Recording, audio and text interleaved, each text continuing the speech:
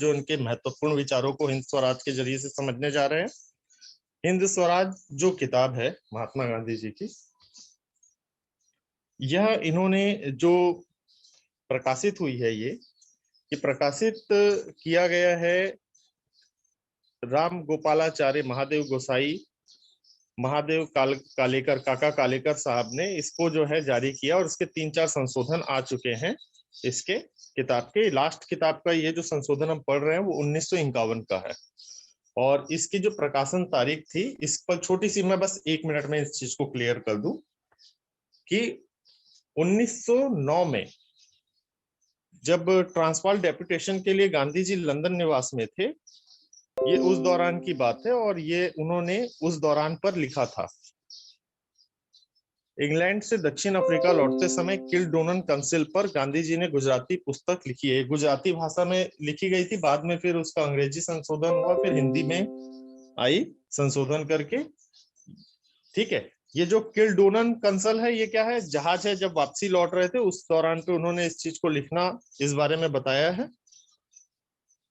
और 1910 में इसका जो है पहली बार प्रिंटिंग प्रेस में गुजराती संस्करण में छपा, जिसको 24 मार्च 1910 को मुंबई सरकार ने तुरंत प्रतिबंध लगा दिया। उस समय क्या होती थी, ब्रिटिश समय में बम्बई रेसिडेंसी, कलकत्ता और मद्रास, ऐसे कुछ 3-4 उनके हुकूमत की व्यवस्था उन्होंने बना के रखी थी ब्रिटिश हुकूमत ने। तो मुंबई की जो सरकार है उन्होंने इस पर प्रतिबंध लगा दिया था। अब मुद्दा यह है कि 1910 में इस किताब पर प्रतिबंध लगाने के कारण क्या थे, ऐसी कौन सी क्रांतिकारी विचारधाराएं थी इस किताब के अंदर में, और ऐसी कौन सी बातें थी जिससे अंग्रेजों को नुकसान था।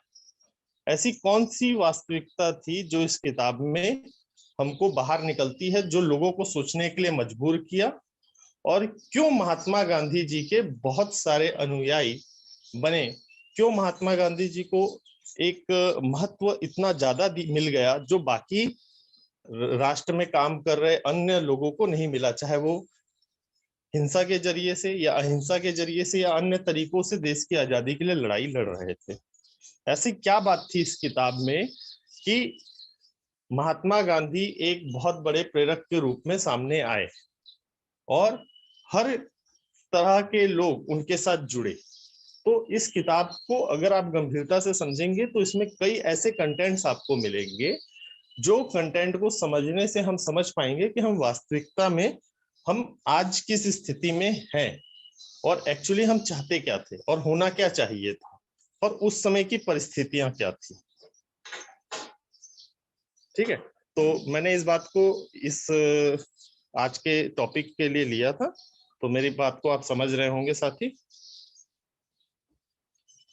ठीक है, मैं बहुत ज्यादा इसको खींचूंगा नहीं, हमारा आज के 1 घंटे के सेशन में इस किताब को करना है। किताब बहुत बड़ी है, हम एक एक चीज पर जाके चर्चा नहीं कर सकते, लेकिन आप लोग इस किताब को बाद में आप मुझसे इसकी मैं पीडीएफ आपके साथ शेयर करूंगा, आप लोग चाहें तो बिल्कुल उसको पढ़े। और मुझे ऐसा लगता है कि आज का सेशन होने के बाद आपके पास अगर समय होगा और आप इससे कुछ जान पाएंगे तो निश्चित तौर पर आप खुद ही इसको पूरा पढ़ना चाहेंगे।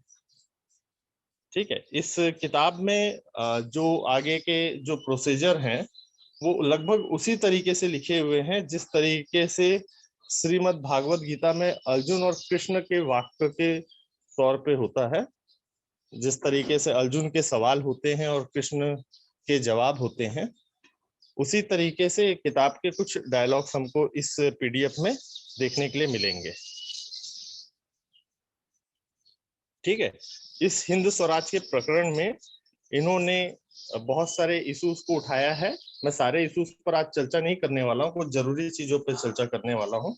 इसके लिए मैं आप लोगों को यह बता दूं कि इस चर्चा के दौरान या इस टॉपिक के दौरान में किन किन बातों पर चीजें हमारे पास आ सकती हैं, है ना। तो यहाँ पर जैसे हम देख रहे हैं कि इसकी प्रस्तावना में जो इसके चैप्टर्स बने हुए हैं वो क्या क्या थे। कांग्रेस और कार्यकर्ता धरता धरता, बंग भंग, अशांति और असंतोष, स्वराज क्या है, इंग्लैंड की हालत उस समय कैसी थी, सभ्यता का दर्शन, हिंदुस्तान कैसे गया, मतलब हिंदुस्तान अंग्रेजों के पास कैसे चला गया, हिंदुस्तान की दशा क्या है। ठीक है, हिंदुस्तान की दशा में रेलगाड़ियों का महत्व, हिंदुस्तान की दशा में हिंदू मुसलमान का महत्व, हिंदुस्तान की दशा में वकीलों का महत्व, हिंदुस्तान की दशा में डॉक्टर का महत्व, सभ्यता, गोला बारूद, सत्याग्रह, जो शिक्षा, मशीनें, छुटकारा, मतलब इस आजादी के लिए जो हमें छुटकारा चाहिए, परेशानियों का छुटकारा चाहिए, उस पर उन्होंने अपनी बातें कही हैं। हम इन सारी बातों को नहीं समझने वाले हैं, नहीं करने वाले हैं, लेकिन मैंने इस किताब के कंटेंट्स बताए आपको, इंडेक्स में क्या क्या चीजें थी। ठीक है,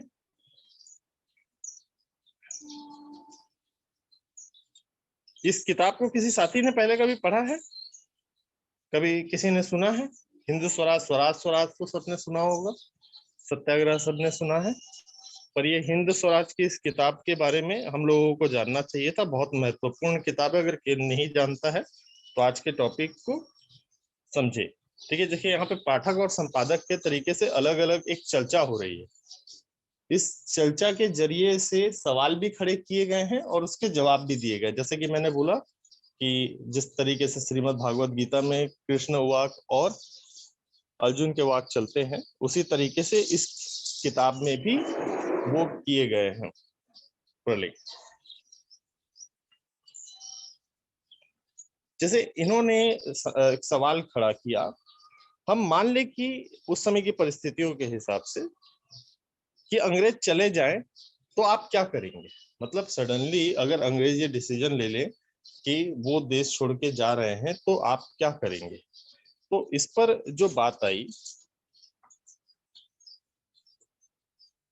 कि ये जवाब अभी से नहीं दिया जा सकता कि वो किस तरह से जाते हैं, उस बात की हालत पर आधार रहेगा। मान ले कि आप कहते हैं कि उस तरह वह चले गए, तो मुझे लगता है कि उनका बनाया हुआ विधान, दस्तूर हम चालू रखेंगे, उनके राज का कारोबार चलाएंगे। कहने के लिए वो चले जाएंगे, हमारे पास लश्कर तैयार ही होगा, इसलिए हमें राजकाज चलाने में मुश्किल नहीं आएगी।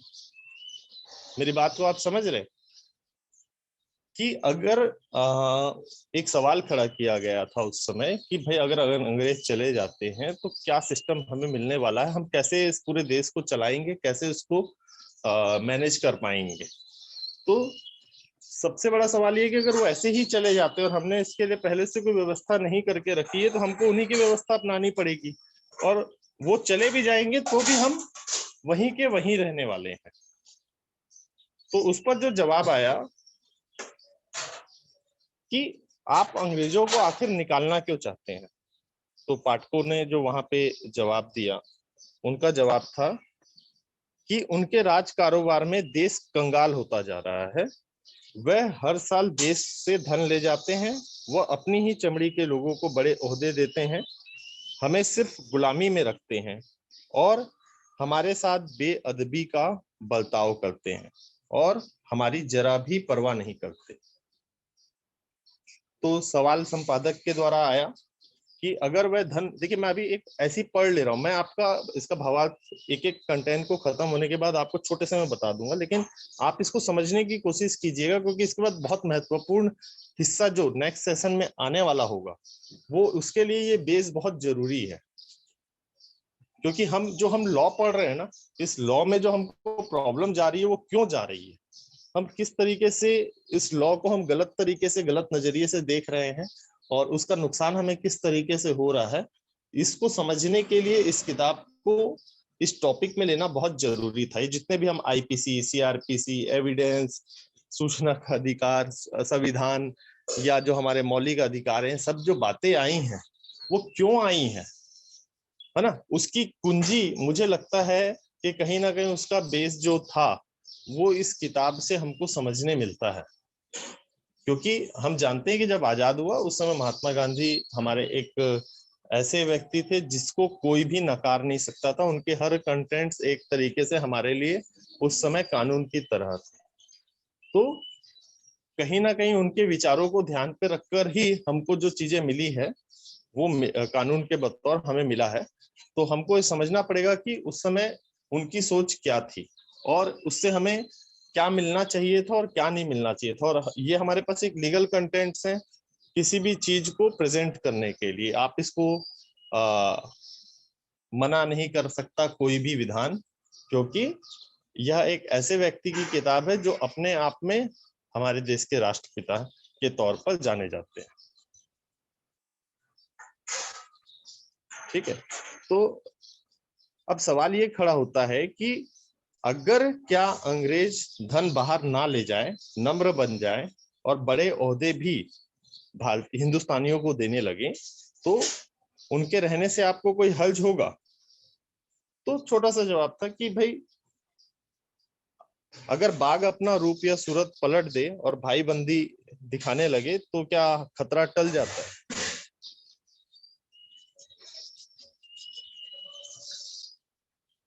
संपादक का फिर कहना था, आप हिंदुस्तान को अंग्रेज बनाना चाहते हैं, और हिंदुस्तान जब अंग्रेज बन जाएगा तब वह हिंदुस्तान नहीं कहा जाएगा, लेकिन सच्चा इंग्लिस्तान कहा जाएगा।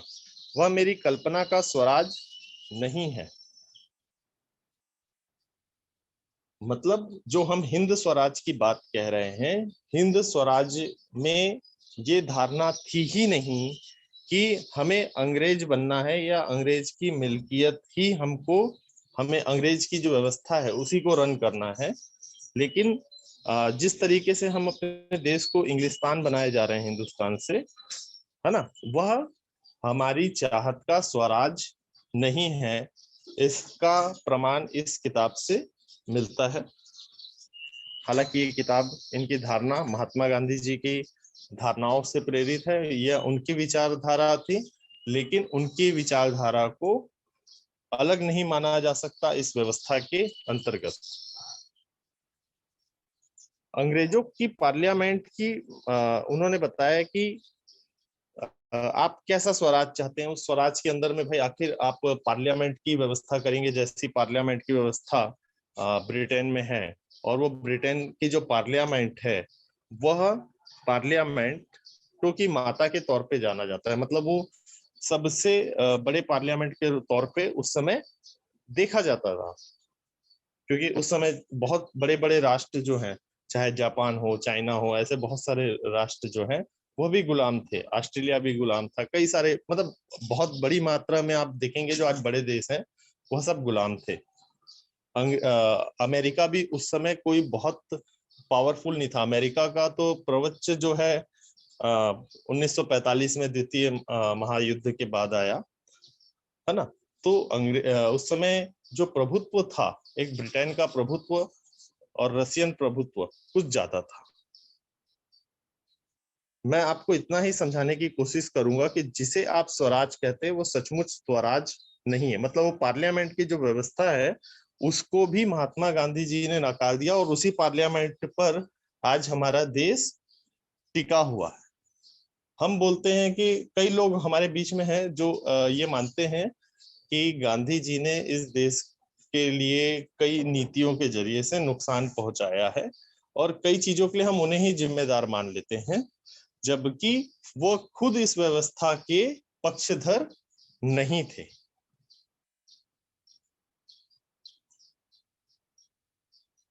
उस समय की इंग्लैंड की हालत पर भी बात हुई है, और उस समय गांधी जी ने जो है, क्योंकि उस समय वो सीधे नहीं लिख सकते थे, या एक उनको एक अलग व्यवस्था होगी, हो सकता है देश गुलाम है, तो इस तरीके की कोई बातों पर टीका टिप्पणी पे बातें रही हो, मैं बहुत ज्यादा अच्छे से नहीं बता सकता। लेकिन संपादक और पाठक की जो इस तरीके की चर्चा बनाई गई है उसके पीछे कहीं ना कहीं ऐसी सोच हो सकती है। तो इंग्लैंड में आज जो हालत है वो सचमुच दयनीय और तरस खाने लायक है।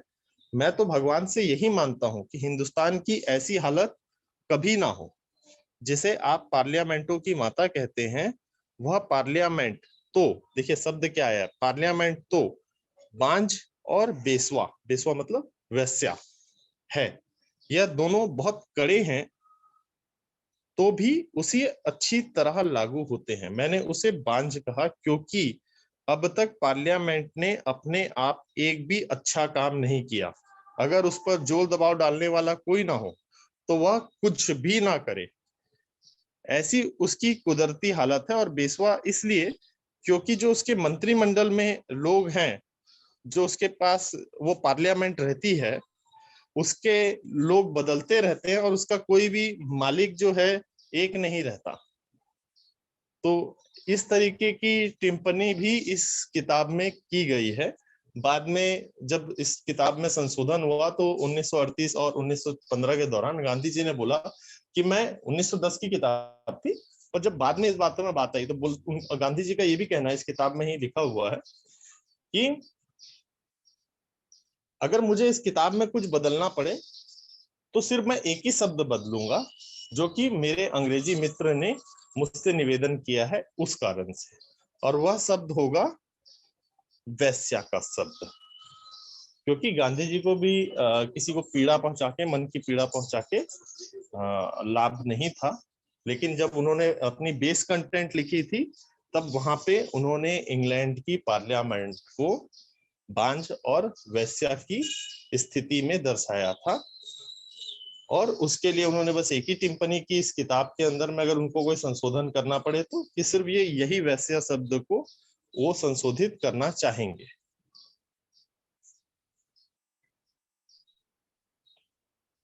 जल्दी से बढ़ लेते हैं, मैं बहुत ज्यादा आपका वो नहीं करूंगा, लेकिन इसमें बहुत सारे कंटेंट्स आपको ऐसे मिलेंगे जो हमको जानने चाहिए, क्योंकि हम जिस व्यवस्था में रह रहे हैं उस व्यवस्था में इस किताब का बहुत महत्व है।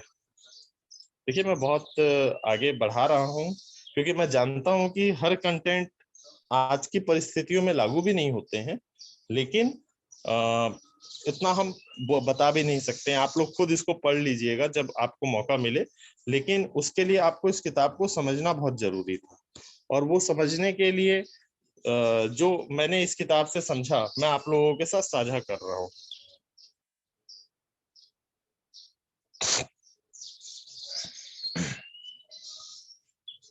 देखिए, यहाँ पर बात आई कि अंग्रेज व्यापारियों को हमने बढ़ावा दिया, तभी वह हिंदुस्तान में अपने पैर फैला सके। वैसे ही हमारे राजा लोग आपस में झगड़े, तब उन्होंने कंपनी बहादुर से मदद मांगी। कंपनी बहादुर व्यापार और लड़ाई के काम में कुशल और होशियार थी। उसे नीति अनीति की अड़चन नहीं थी। व्यापार बढ़ाना और पैसा कमाना यही उसका धंधा था। उसमें जब हमसे मदद दी तो वह हमारी मदद ली।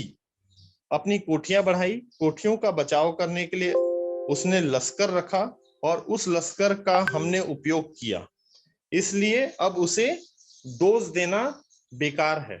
इसलिए उन्होंने उसका क्या सारांश निकाला, हिंदुस्तान गया है ऐसा कहने के बजाय ज्यादा सच यह कहना होगा कि हमने हिंदुस्तान अंग्रेजों को दिया। तो इस कंटेंट के जरिए से आप इस इतिहास की परिस्थितियों को समझ सकते हैं। ये 1910 के पहले की लिखी हुई किताब को पढ़ के आप समझ सकते हैं, जो हमसे ज्यादा प्रैक्टिकली वास्तविकता में उस समय की परिस्थितियों को जो लोग जानते थे, समझते थे, और उस समय के जो इतिहास है, क्योंकि कई बार सवाल इतिहास पर भी खड़ा होता है कि जो हमको इतिहास बताया जा रहा है वो कितने हद तक सही है। तो अब इतिहास को समझने के लिए उस समय के इतिहास में जो बैठे हुए लोग थे उनके क्या कंटेंट्स थे वो उनकी किताबों से मिलते हैं। ठीक है,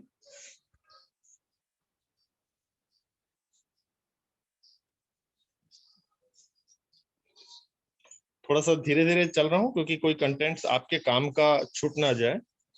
देखिए, हम लोगों ने एक पिक्चर देखी थी सलमान खान की, तो उसमें उसी बात को यहाँ पर भी मैं लेना चाहता हूँ कि तब तो ठग, पिंडारी, भील वगैरह जो देश में जुल्म गुजारते थे, आपके ख्याल से कोई बुराई नहीं थी?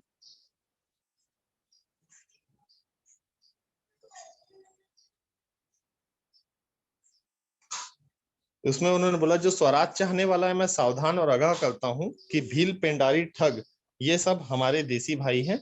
उन्हें जीतना मेरा और आपका काम है।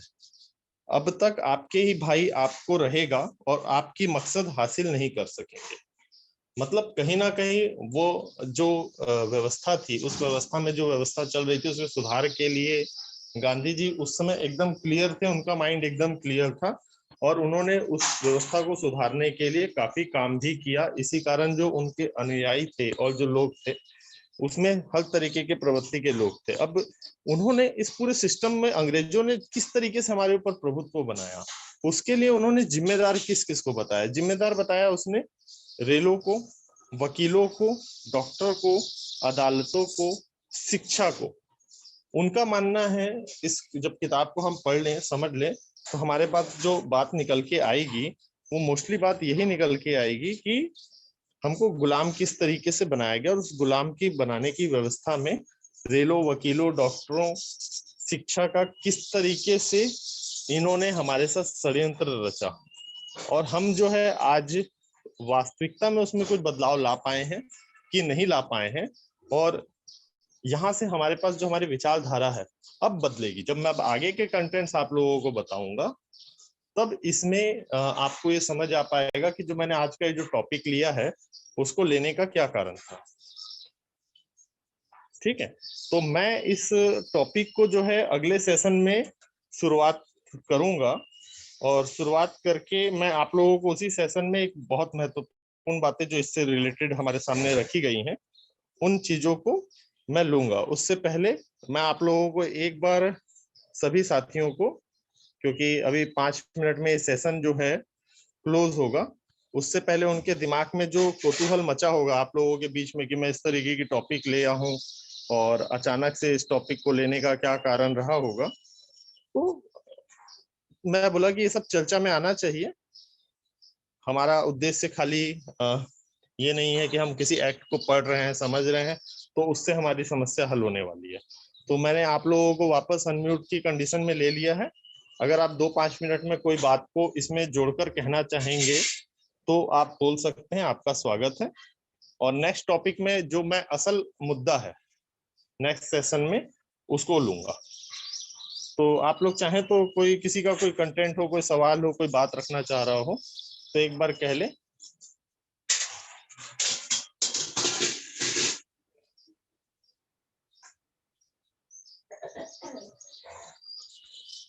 किसी का कोई बात कोई रखना चाह रहा है आज के टॉपिक पर? आज गांधी जयंती के दिवस पर हमने एक टॉपिक रखा है हिंद स्वराज।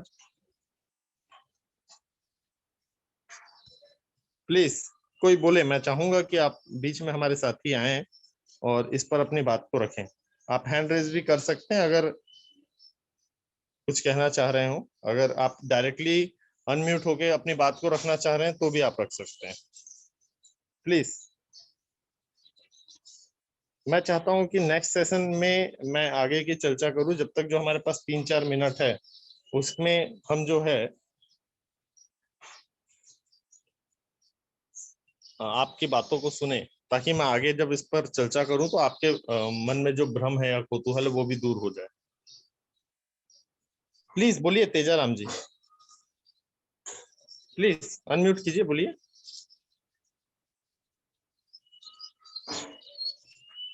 तेजाराम जी बोलिए प्लीज। बेनीवाल जी, तेजाराम बेनीवाल जी।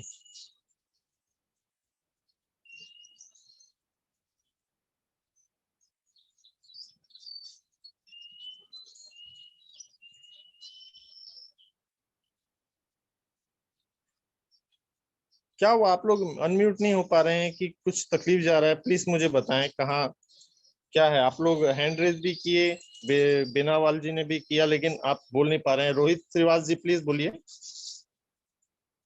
रोहित श्रीवास जी।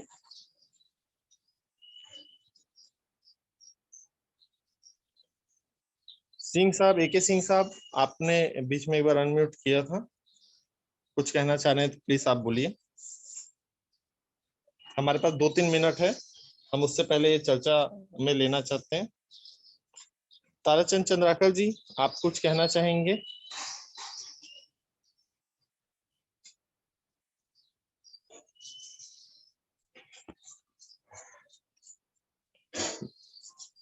महेंद्र भाई, मंजीत भाई,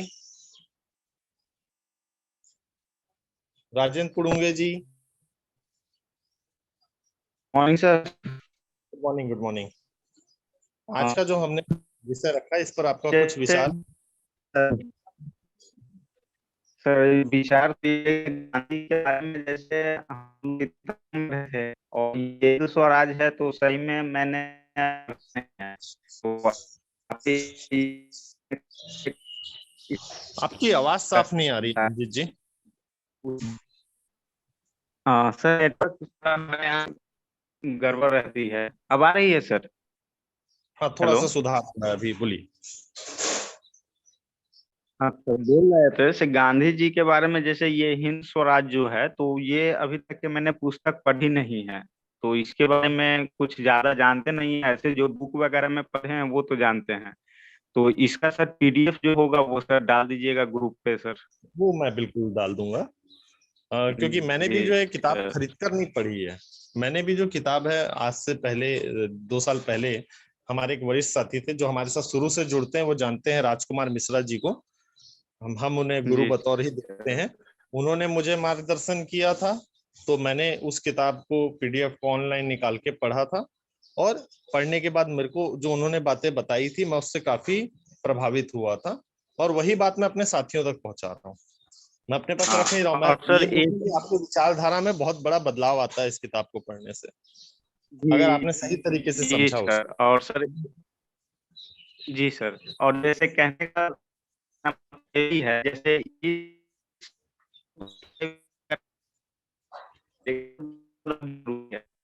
और अ, ये विचार तभी बदलेंगे जब हम पढ़े हैं पुस्तक की। जी मंजीत जी, आपकी आवाज साफ नहीं है।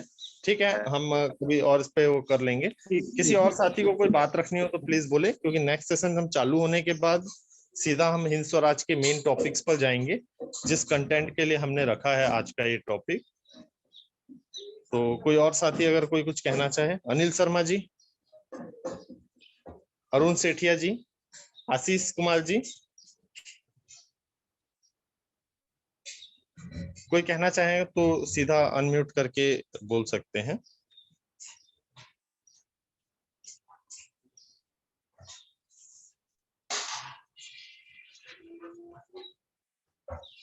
ठीक है, हम लोग नेक्स्ट सेशन की तरफ बढ़ते हैं, और नेक्स्ट सेशन की तरफ बढ़कर हम जो है फिर से वापस टॉपिक पे आएंगे।